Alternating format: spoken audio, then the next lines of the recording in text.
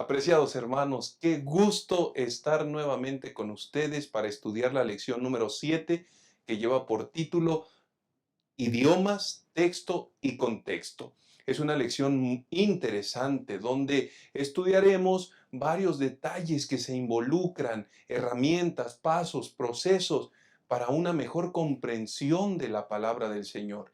Y en nuestra vida diaria, cuando estos conocimientos son empleados, nos van a permitir tener una mayor riqueza y un cristianismo más efectivo que pueda honrar el nombre de nuestro Dios. Así que como pueden darse cuenta, será una lección muy interesante y quiero compartirles a ustedes los 3 puntos fundamentales. El primero, cómo entender las escrituras. El segundo, las palabras, formas y su significado. Y la tercera parte del estudio, el texto en su contexto y el propósito del mensaje. En esta ocasión nos acompaña el pastor Alejandro Medina y el pastor Francisco Ramón de Dios. Así que por favor, acompáñenme para hacer una oración y dar inicio al estudio de esta lección. Bondadoso Dios, te alabamos en esta hora y te damos gracias porque eres bueno con nosotros, Señor. Vamos a iniciar este estudio y lo hacemos con la certeza que el Santo Espíritu estará guiando cada pensamiento, cada expresión, de tal manera que podamos enriquecernos en el conocimiento y en el estudio, y esto pueda contribuir en gran medida para que nuestra vida cristiana, Señor, pueda afirmarse en tu bendito nombre. Que tu palabra pueda ser el alimento que nosotros necesitamos, Señor. Acompáñanos, por favor, en este estudio. Te lo pedimos en Cristo Jesús. Amén. Quédense con nosotros, vamos a estudiar la lección número 7.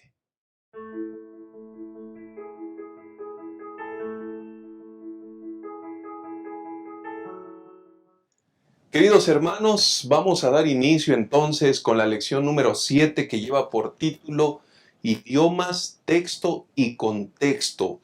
Cada semana hemos ido avanzando acerca del estudio de la Biblia, principalmente a través de esta lección, basado el estudio en esta lección. Y esta semana vamos a estudiar en 3 énfasis principales. El primero que vamos a analizar a continuación, cómo entender las escrituras.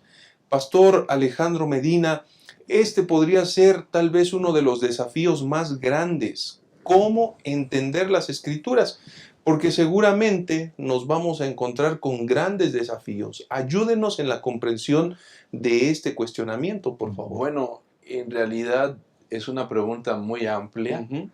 Se cita 2 Timoteo 3, 16 y 17, en donde la Biblia dice que uno de los propósitos de la Biblia es para enseñar, redarguir, corregir e instruir al ser humano para ser transformado, instruir en justicia.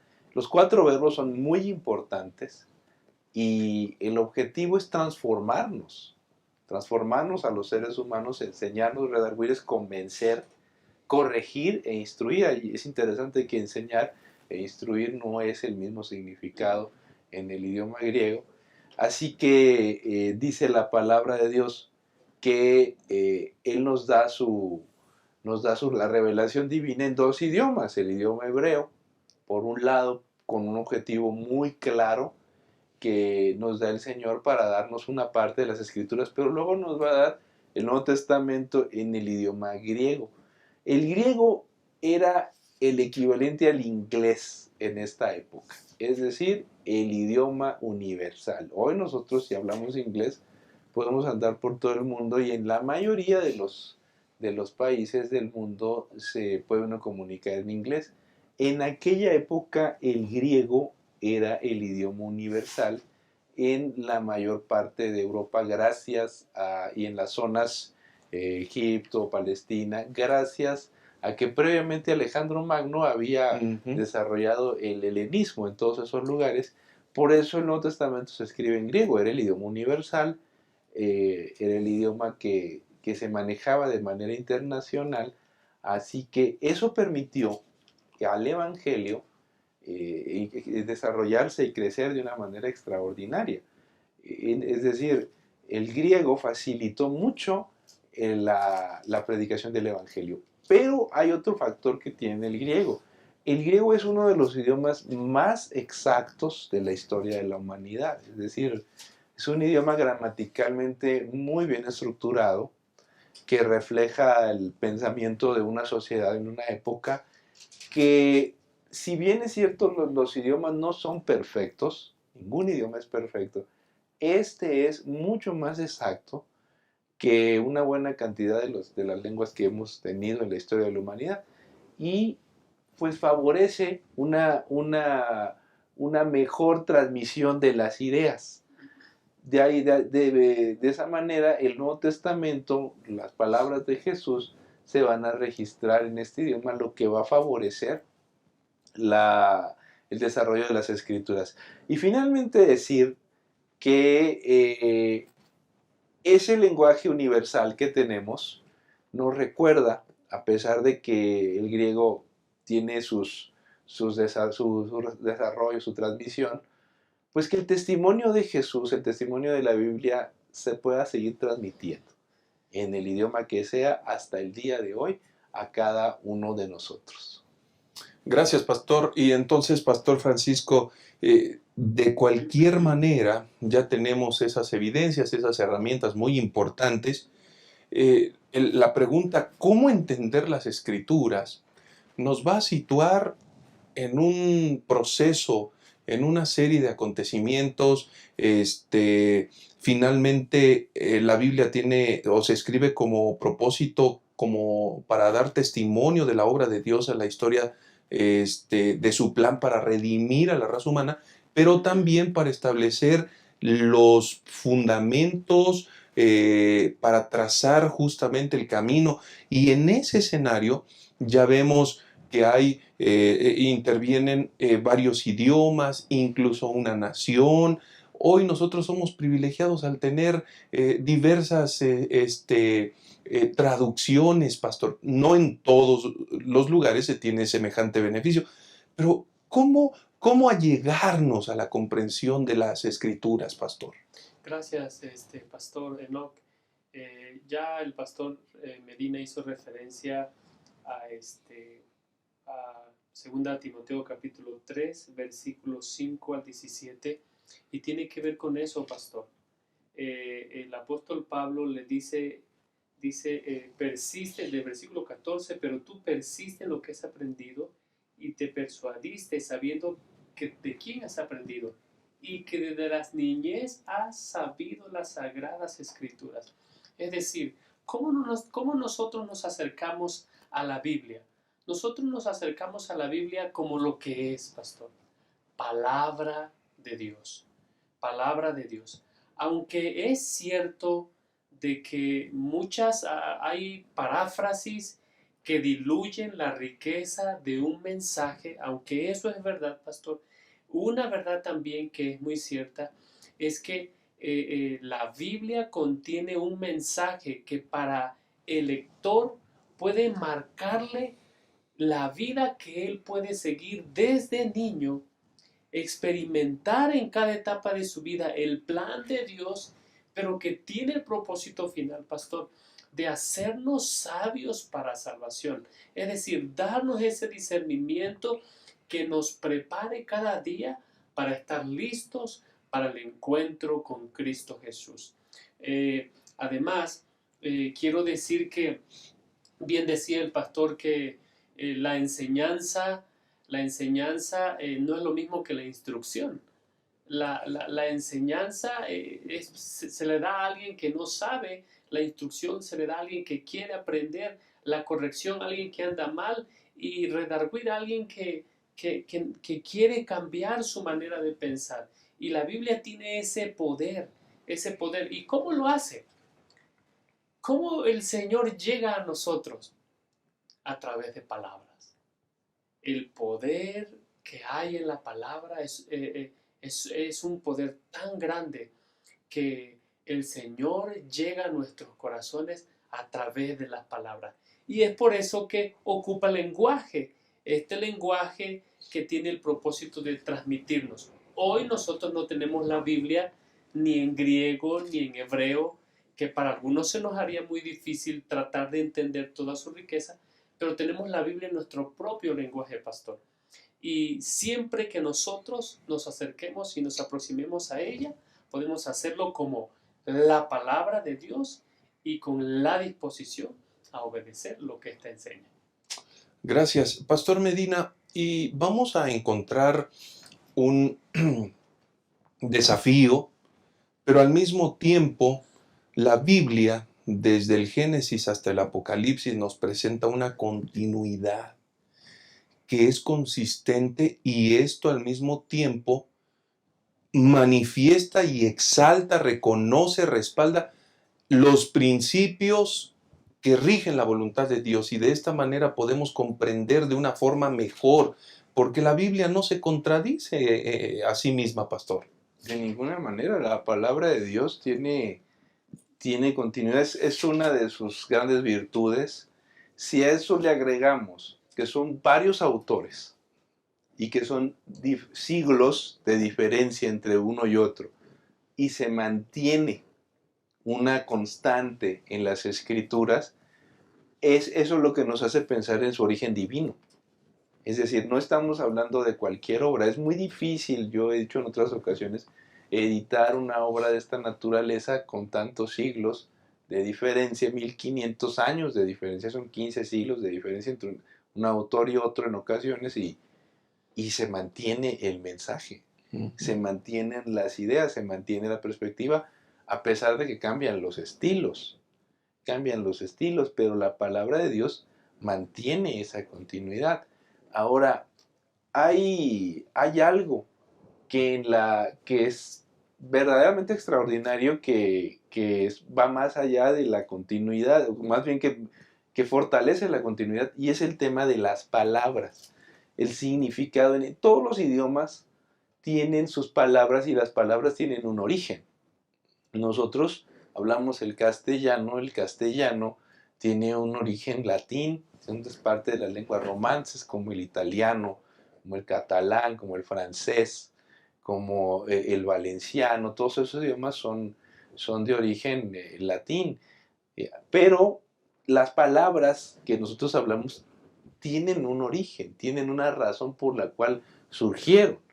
Pues en hebreo y en griego las palabras tienen un origen, y nosotros tenemos que tratar de buscar, si encontramos el significado, ese significado no pierde continuidad entre un testamento y otro. Y aquí en la lección se mencionan por lo menos dos palabras, dos muy interesantes. Cuando se habla de la misericordia, por ejemplo, se utilizan bastante el término de misericordia, chesed, que cuando leemos nosotros misericordia, que aparece muchas veces en la Biblia, no nada más se utiliza, dicen, bueno, pues es que se refiere a que Dios es misericordioso, pero va más allá de eso. Va más allá de eso, tiene que ver con amor, benignidad, actitud hacia el pacto. Es una palabra muy rica y muy profunda, como bien dice la lección, y eso nos ayuda a entender mejor las palabras del Antiguo Testamento, el significado que tienen. Es un error, mis queridos amigos, utilizar un diccionario de la lengua castellana para entender el significado de las palabras bíblicas. Lo ideal sería que consiguiéramos un diccionario bíblico para entender qué significan las palabras de la Biblia en el idioma en que se escribieron. Y recuerden, ¿qué significaban las palabras cuando se escribieron? No hoy. Correcto, correcto. Vamos a ir cerrando esta primera sección, Pastor Francisco. Es un desafío entender las Escrituras, pero es mucho más sencillo cuando lo que vamos aprendiendo lo vamos aplicando a nuestra vida, Pastor. Sí, gracias, pastor. Es correcto lo que usted dice. La Biblia deja claro que la enseñanza y la manera de vivir tienen mucho que ver con lo que nosotros estamos leyendo. Es como, o sea, voy a tratar de ejemplificar esto. Hay veces que muchachos me preguntan, pastor, ¿está bien leer este tipo de libros, este tipo de literatura? Y entonces yo les pregunto, ¿qué pensamientos vienen a tu mente? ¿Qué te da, o sea, cuál es tu primera acción que tú quieres hacer como resultado de la lectura de ese libro? No, pues, pues no es correcto. Es lo mismo. Es como cuando tú estás escuchando una música que no va de acuerdo a tus valores, a tus principios. ¿A qué te lleva a pensar esa música? En elementos propios de la naturaleza humana que no está bajo la dirección del Espíritu Santo. Pero ¿qué cuando tú estás cantando un himno? ¿Qué pensamientos? Es decir, lo que tú lees te lleva a modificar tu manera de vivir. Y eso es algo que es muy importante. La razón, pastor, por la que nosotros tenemos que leer las escrituras y tenemos que hacerlo con un espíritu de humildad y tenemos que venir con el deseo de... es porque cuando tú te enfrentas con la Biblia, tu destino puede cambiar. Simplemente porque tu concepción de lo que tú pensabas que era la Biblia ha cambiado, como ya mencionó el pastor Medina. La Biblia en su riqueza no solamente te habla de la riqueza del mensaje, sino del Dios que está transmitiendo un mensaje y por qué Dios quiere hacer eso. Es decir, hay un texto también, pastor, en Deuteronomio capítulo 32, versículo 46 y 47, donde el Señor les dice, Moisés le dice al pueblo, aplique en vuestro corazón todas las palabras de esta ley. Dice, esta palabra no es vana, ahí está vuestra vida. Y es allí, nuestra manera de vivir tiene que ser una con la manera de que nosotros proyectamos vivir con la ayuda de Dios, pastor. Gracias, pastor. Con esto vamos a concluir la primera sección, pero recuerden ustedes que entender las escrituras tiene que ver también con una obra especial de la presencia del Espíritu Santo en nuestras vidas. Cuando nosotros nos disponemos a estudiar, aceptar y comenzar a vivir en armonía con esto, la comprensión nos llevará a entender que lo que la Biblia dice es de bendición para nuestra vida. En un momento más regresamos con el segundo segmento.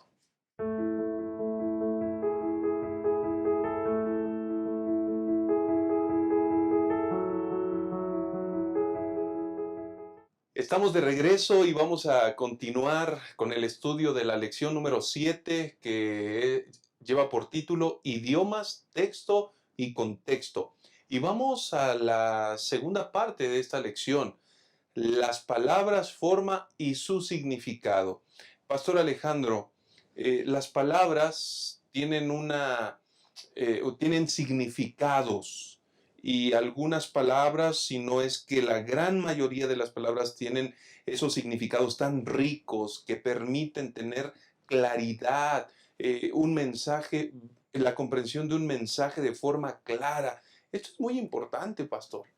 Ojalá que nosotros pudiéramos dedicar tiempo al estudio de las palabras porque tiene una riqueza extraordinaria. Un ejemplo, por ejemplo, en el Antiguo Testamento tenemos en uno de los nombres de Dios, Elohim. Elohim es uno de los nombres que se refiere a nuestro Señor, que se traduce como Dios, Elohim. Pero la misma palabra también se traducía por jueces. Okay. Jueces. Entonces, en el Salmo 82, por ejemplo, dice que Dios se dirige a los jueces y se dirige a Elohim. Y en el mismo sentido, en Juan 10:34 dice, yo dije, dioses sois. Mucha gente no entiende este pasaje. ¿Por qué Jesús le dice a los fariseos y a los líderes de la religión hebrea, yo dije, dioses sois, citando el Salmo 82?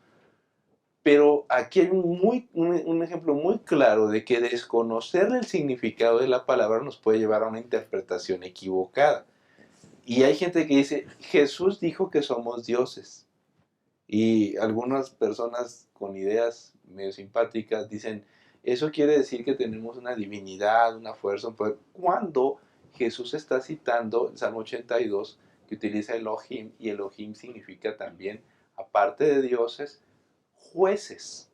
Es decir, lo único que Jesús está haciendo, yo dije, vosotros sois jueces del pueblo de Israel. Eso no se entiende cuando uno desconoce el significado de una palabra. He ahí la riqueza de una palabra que se usa en el idioma en que se escribió, ya sea el término griego o los términos hebreos. Cuando hablamos de amor, por ejemplo, el griego tiene 4 palabras para referirse a amor. No es lo mismo el amor de Dios con el amor de la pareja, como el amor de padres e hijos. Cada una de esas situaciones, los griegos utilizaban un verbo, un sustantivo diferente para referirse a cada uno de ellos. Entonces, ¿qué quiere decir esto? Que las palabras, los verbos tienen significados que vendría bien entender y son muy ricos, nos amplían el significado de la interpretación y eso favorece y facilita una buena lectura de la Biblia. Correcto. Gracias, pastor. Y Pastor Francisco, entonces estamos en las formas, en los significados de las palabras, porque la Biblia presenta una riqueza impresionante de estas, pastor. Sí, pastor. La lección hace referencia a algunos textos que quiero invitarles a que los abran en su Biblia. Primer libro de Reyes, capítulo 3, versículo 6, cuando David se está refiriendo a lo que Salomón se está refiriendo a lo que Dios hizo con su padre. Dice, y Salomón dijo, tú hiciste gran misericordia a tu siervo David mi padre, según que él anduvo delante de ti en verdad, en justicia y en rectitud de corazón. Y sabe, pastor, que hay algunas palabras que se hacen mención. La palabra misericordia, chesed, en justicia, en rectitud, que es misericordia. Emet, fidelidad, confiabilidad, y sedaká, actuando en verdad. Pero cuando nosotros vemos este pasaje en otros textos, por ejemplo, en Salmo capítulo 57, versículo 2, dice, clamaré al Dios altísimo, al Dios que me favorece. Versículo 3, Él enviará desde los cielos y me salvará de la infamia del que me acosa. Dios enviará su misericordia, y entonces ahí aparece otra vez la palabra chesed, y su verdad, es decir, su fidelidad. Lo que está haciendo el salmista aquí, Pastor Enoch, es que ocupando la riqueza de las palabras y su significado, él está ocupando el texto de que David está siendo calumniado, infamiado. Entonces, él está siendo desacreditado. ¿Y qué hace? ¿Qué hace David? Él clama a la misericordia y a la verdad de ¿quién? A la verdad de Dios. Es decir, cuando nosotros estudiamos el texto en todo su contexto, en toda su riqueza de las palabras, podemos encontrar mucha riqueza. Esa palabra infamia, pastor, cuando nosotros busquemos esa palabra en los diferentes lugares en los que aparece en la Biblia, aparece cuando Goliat salía a desafiar, traduce en algunas versiones al pueblo de Dios. Pero ¿qué estaba haciendo? Estaba diciendo una mentira. Y entonces ¿quién entra?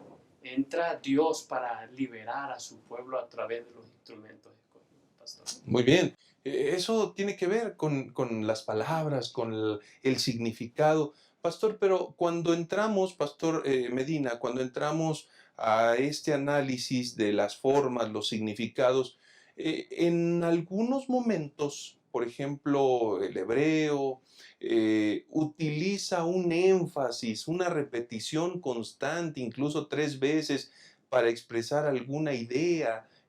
¿Por qué se sucede eso, pastor? ¿Qué implicaciones hay? ¿Qué beneficio? ¿Cuál es el propósito? Ellos, una de las formas que tenían los hebreos era repetir 3 veces. Con eso enfatizaban un atributo de Dios. Había que repetir 3 veces algún verbo o algún sustantivo y estar diciendo que Dios creó y creó Dios. Por eso Dios lo creó, para darle fuerza a la declaración. También la famosa declaración esa de santo, santo, santo, repetir que Dios está ahí, que es santo, para, para darle un sentido más sólido al verbo de la palabra y enfatizar. Eso es muy de los hebreos. Los griegos ya no lo van a utilizar tanto, aunque se va a conservar alguna de esas frases en el libro de Apocalipsis, que quizás se haya escrito antes en griego, en hebreo que en griego, y luego se tradujo al griego. Así que tenemos nosotros en varias partes de la Biblia algunas repeticiones, sobre todo las que repiten 3 veces, para darle fuerza de que Dios está detrás de esas declaraciones. Sobre todo cuando aparece la figura de Dios, aparece la repetición en hebreo. Sí, gracias, pastor. Y esto, Pastor Francisco, a su vez, tiene el énfasis de grabar en la mente a través de la riqueza del lenguaje, a través de la riqueza de las palabras, es grabar esta verdad en la vida de las personas. Sí, pastor, en Números capítulo 6, versículos 24 al 26, nosotros vamos a encontrar lo que conocemos como la oración, la bendición sacerdotal. Y ahí en Números capítulo 6, lo que quiere resaltar el texto, como bien lo ha mencionado usted, dice el versículo: Jehová te bendiga y te guarde, Jehová haga resplandecer su rostro sobre ti y tenga de ti misericordia, Jehová alce sobre ti su rostro y ponga en ti paz.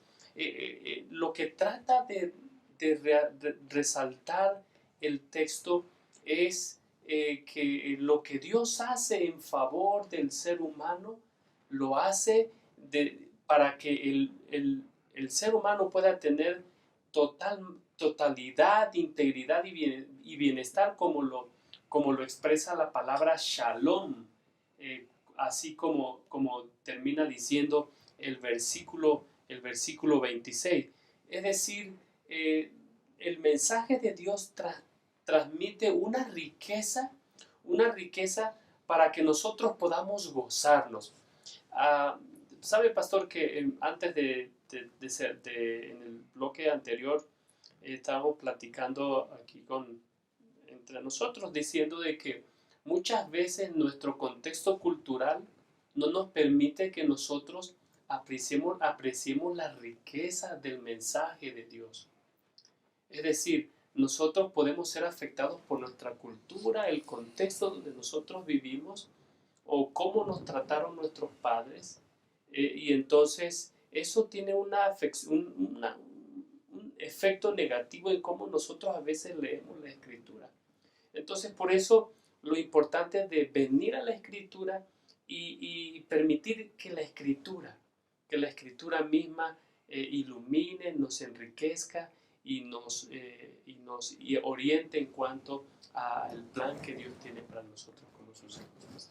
Muchas gracias, pastor. Y con esto vamos a finalizar esta segunda parte del segmento, de los segmentos. No sin antes a mencionar, enfatizar, tomemos tiempo para la comprensión de esta riqueza que es la santa palabra de Dios. Y usted va a entender y usted va a ser guiado a una comprensión maravillosa de los planes del Señor. En un momento más regresamos para analizar juntos la tercera y última parte. Que el Señor les bendiga.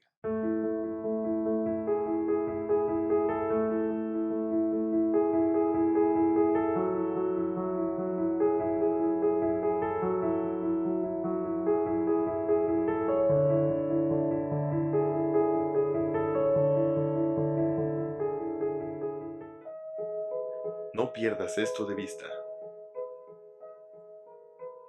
Cuando se acerque el fin, llegarán momentos difíciles. Los que vivan entonces se volverán egoístas, avaros, fanfarrones, soberbios, calumniadores, rebeldes a sus padres, desagradecidos, sacrílegos, y querrán aparentar una vida piadosa cuya autenticidad quedará desmentida por su conducta. Apártate de esa clase de gente. Pero el Señor dice: rescataré a los que me aman, protegeré a los que confían en mi nombre, los recompensaré con una larga vida y les daré mi salvación. Maranata, el Señor viene.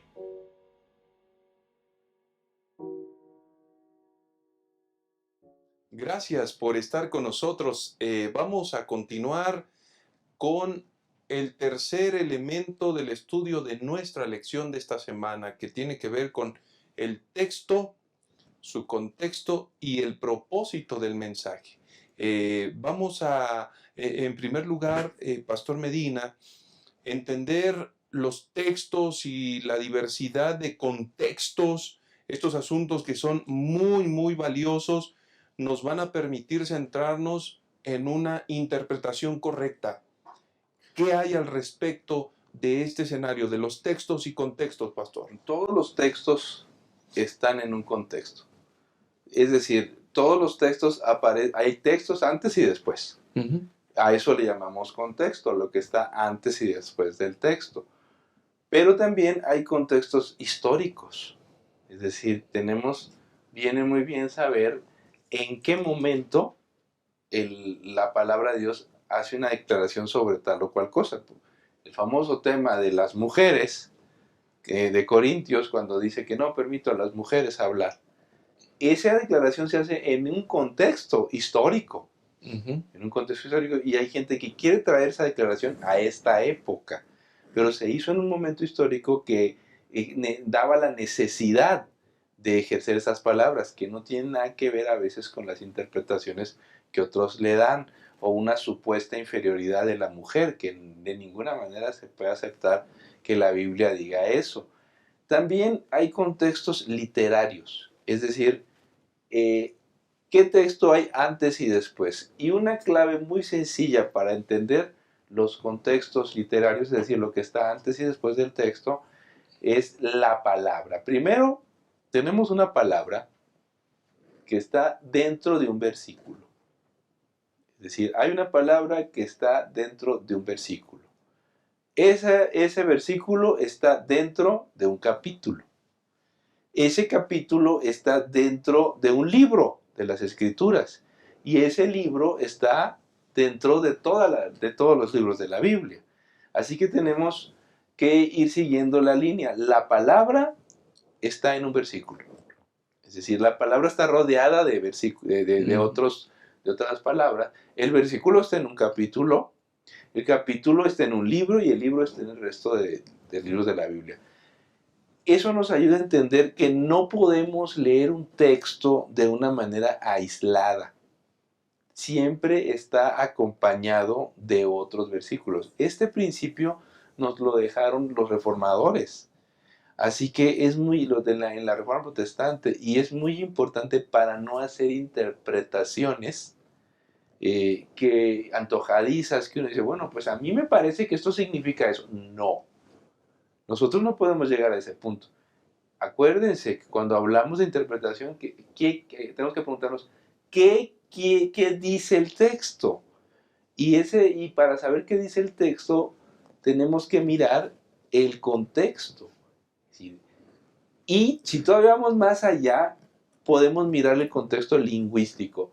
¿Qué juegos de palabras aparecen ahí al lado? Por ejemplo, una palabra o un verbo mencionado en la Biblia, la palabra amor en el Nuevo Testamento, decíamos cuando dice la Biblia, porque de tal manera amó Dios al mundo. La palabra que se usa ahí, el verbo agapao, se refiere a un amor extraordinario que da sin esperar recibir nada a cambio, que es el amor con el que Dios nos ama. Ese verbo está en el marco de una serie de palabras que están todas organizadas para facilitar una interpretación. Correcto. Esto es muy importante, Pastor Francisco, porque si bien es cierto, llegamos a sacar a un texto y le quitamos todo su contexto, seguramente va a ser mal empleado, Pastor. Es correcto. ¿Sabe, pastor, que es interesante la descripción que hace la lección del día miércoles cuando ocupa el término Adán para referirse a una persona, el primer ser creado, y para referirse a Adán, para referirse a la humanidad, ya que la palabra Adama se traduce, la palabra Adama significa tierra, es decir, cuando Dios crea al hombre, Dios crea al hombre de la tierra, y entonces Adán se convierte, hay una expresión que ahorita no recuerdo muy bien, pero se convierte en un singular, ¿cómo se dice?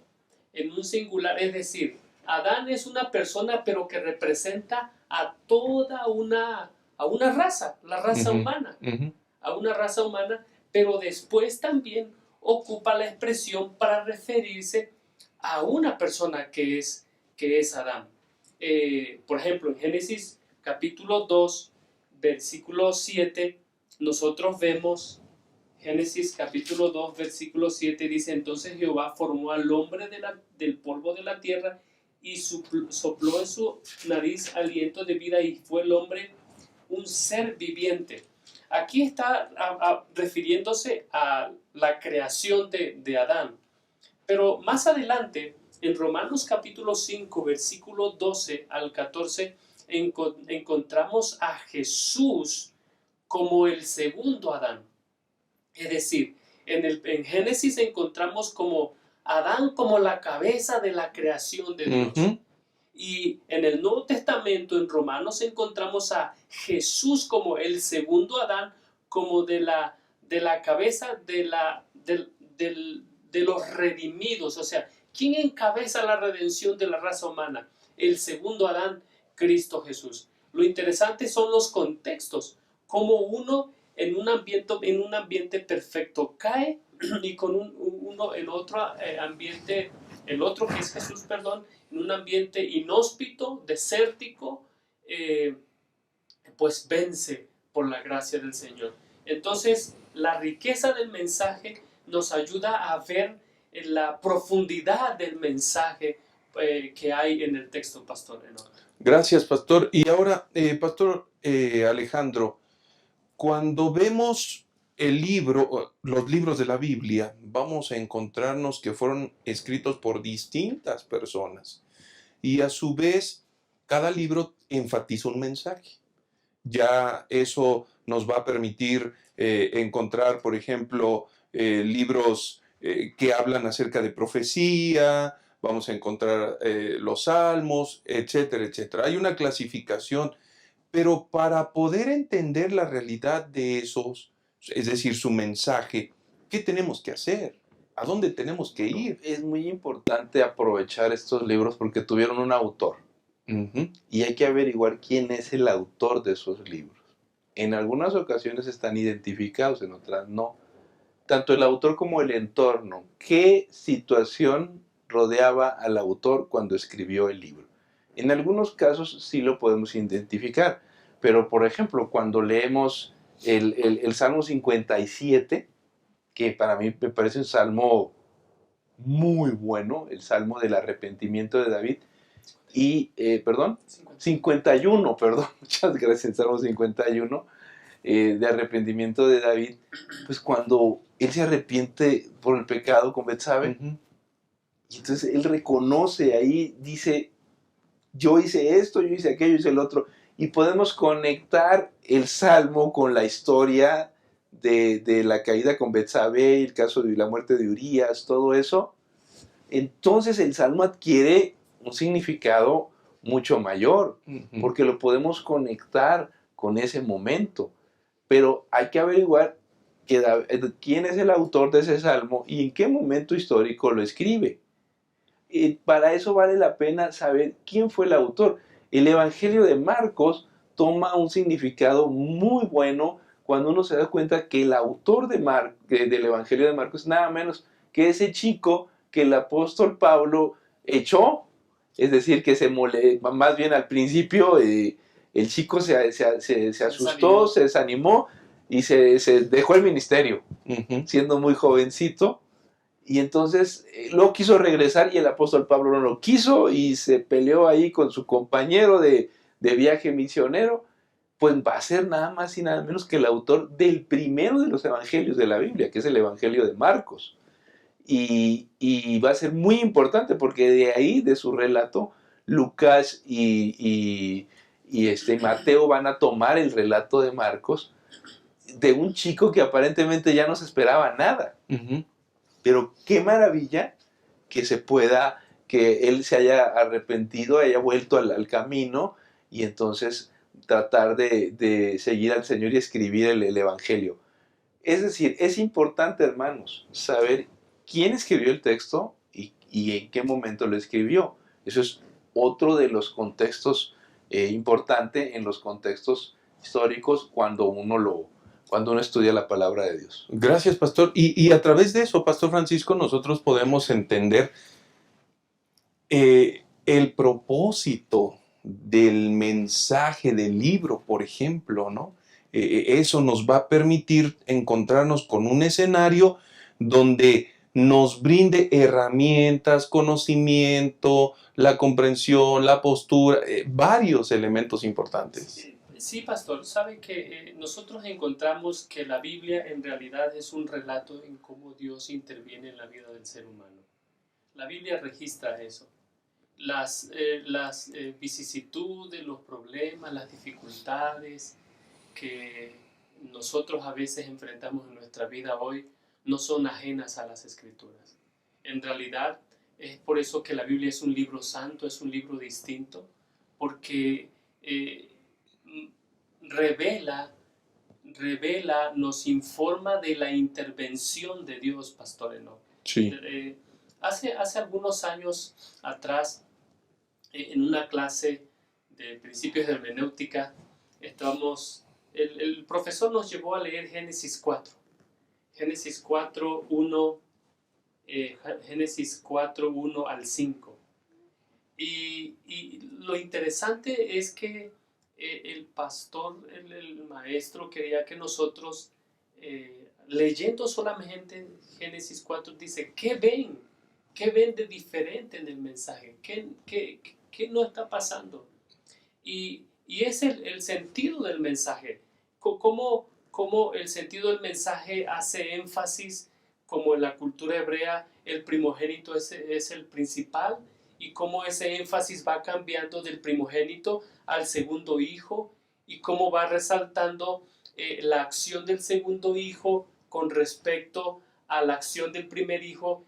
Es decir, aunque en la Biblia el mensaje puede ser, haciendo referencia específica a Génesis 4, versículo 1 al 5, a que los primogénitos son los que tienen la bendición de Dios, no siempre los primogénitos hacen lo que Dios se espera que hagan. Y entonces es por eso que lo más importante para Dios no es quién soy yo. Yo puedo ser un pastor, yo puedo ser un dirigente de iglesia local, yo puedo ser un dirigente de asociación o de unión, Pero lo que hará la diferencia cuando yo llego al mensaje de la Biblia, Pastor Enoch, es mi respuesta al mensaje. Además, nosotros vamos a ver que en la palabra Dios comunicó a los hombres el conocimiento necesario para la salvación. Cuando nosotros vamos al libro de Habacuc, por ejemplo, nosotros vemos que el mensaje del libro de Habacuc es que a pesar de que las situaciones que nosotros vivimos en el día a día pudieran decirnos que Dios no es soberano, el libro de Habacuc nos recuerda de que Dios es soberano, Dios tiene el control y por eso no debemos desesperar, incluso cuando nuestro corazón esté lleno de quejas, esté lleno de lamentos y de cosas que no nos permitan vivir de acuerdo. Bueno, no nos permitan experimentar la vida como Dios quiere que nosotros las experimentemos. Y pudiéramos decir esto respecto a la pregunta, Pastor. Muchas gracias, Pastor Francisco, Pastor Alejandro. Hemos llegado al final del estudio de la lección número 7 y lo hacemos con gratitud a nuestro Dios porque Él en su palabra ha dejado una riqueza impresionante para nuestras vidas, una riqueza única, donde detalles como el idioma, el texto, el contexto y todo lo que se genera en torno a los libros tiene un propósito divino, y cuando vamos escalando y vamos avanzando en este estudio, vamos a encontrarnos irremediablemente con el Dios que se está revelando a través de estos medios, de estas formas. Así que, hermanos queridos, cuando nosotros nos aproximamos al estudio de las Escrituras y a la interpretación de la misma, debemos hacerlo con el único afán de encontrarnos con Cristo Jesús. Que Dios les bendiga, gracias por habernos acompañado, nos vemos en el siguiente estudio de la lección y entonces deseamos que el Señor sea con ustedes.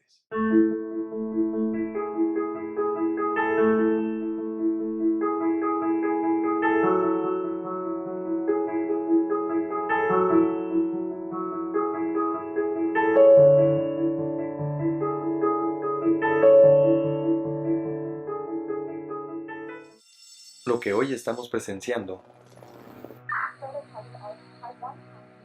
son las nubes que preludian la tormenta más tremenda que este mundo ha enfrentado jamás.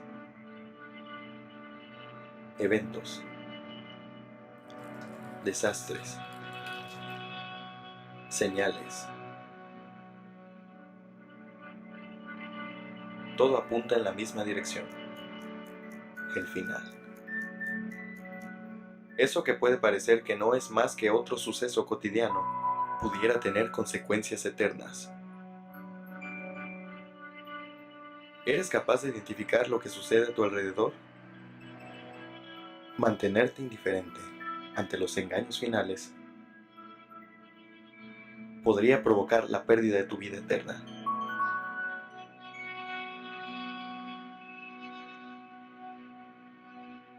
Mantente en alerta roja. Adquiere esta obra en tu librería Gema.